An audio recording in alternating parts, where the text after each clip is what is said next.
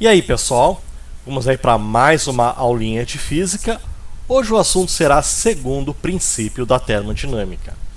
Antes de começar essa aula, eu vou pedir a você que ainda não se inscreveu no nosso canal que se inscreva, acione as notificações clicando no sininho que fica no canto superior direito e não esqueça de deixar o seu like. Uma boa aula! Vimos que pode-se converter calor em trabalho e vice-versa. Isso lá no primeiro princípio da termodinâmica. No entanto, o físico Sadi Carnot percebeu que existem restrições nestas transformações em máquinas térmicas. O que diz o segundo princípio da termodinâmica? Existem ciclos contínuos entre uma fonte fria e outra quente para haver conversão de calor em trabalho. Para cada ciclo, é retirada uma quantidade de calor da fonte quente Q1, parcialmente transformada em trabalho, e o restante Q2 é rejeitado para uma fonte fria. Então aqui nessa figura nós temos um esquema do segundo princípio da termodinâmica, tá? Aqui nós temos uma fonte quente e dela sai uma quantidade de calor QI, que é transformado em energia e aproveitado para fazer trabalho. O restante, Q2, é rejeitado e vai para uma fonte fria de temperatura T2. O rendimento da máquina térmica é dado por R igual ao trabalho sobre a quantidade de calor Q1, que é da fonte quente. Também pode se escrever como R igual a 1 menos Q2 sobre Q1, já que o trabalho é igual a Q1 menos Q2.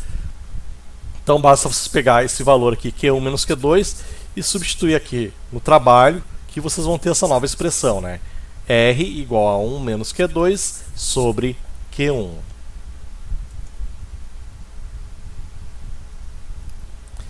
Ciclo de Carnot. No ciclo de Carnot, uma máquina térmica ela tem rendimento máximo, né? Aqui nós temos um gráfico pressão vezes volume, tá? E temos duas curvas T1 e T2. Do ponto A até o ponto B, nós temos uma expansão isotérmica. Do ponto B até o ponto C, nós temos uma expansão adiabática. Do ponto C ao ponto D, nós temos uma compressão isotérmica. E do ponto D até o ponto A, nós temos uma compressão adiabática.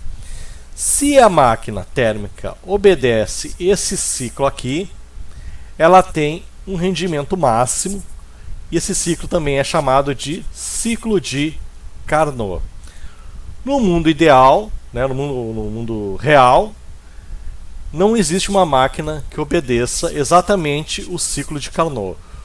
O que o homem pode construir são máquinas que se aproximam desse ciclo.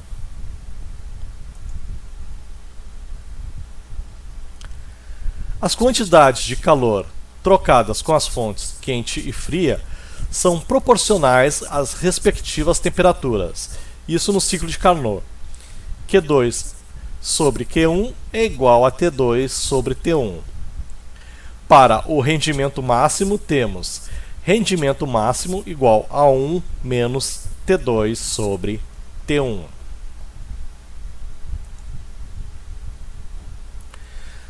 Agora vamos fazer uma questão da Universidade Federal do Rio Grande do Sul. Analise as seguintes afirmações referentes à segunda lei da termodinâmica. 1. Se uma máquina térmica operando em ciclos retira 100 joules de calor de uma fonte quente, então ela pode produzir até 100 joules de trabalho. 2. Uma máquina térmica que opera em um ciclo de Carnot tem um rendimento máximo de 100%. 3. O rendimento de uma máquina será máximo quando ela operar em um ciclo de Carnot. Quais alternativas estão corretas? Apenas A1, apenas A2, apenas A3, apenas A1 e A2 e apenas A2 e A3. Então vamos analisar as afirmações e vamos ver qual está correto ou quais estão corretas. Vamos aqui na primeira. Se uma máquina térmica operando em ciclos retira 100 joules de calor de uma fonte quente, então ela pode produzir até 100 joules de trabalho. Essa é uma afirmação falsa, já que a gente viu, né, que quando é retirado, por exemplo, 100 joules de uma fonte quente, parte desse calor será rejeitado e irá para uma fonte fria. Então, se ela retira 100, ela não pode produzir 100 joules porque parte desse calor será perdido, né? Então essa aqui é falsa. 2.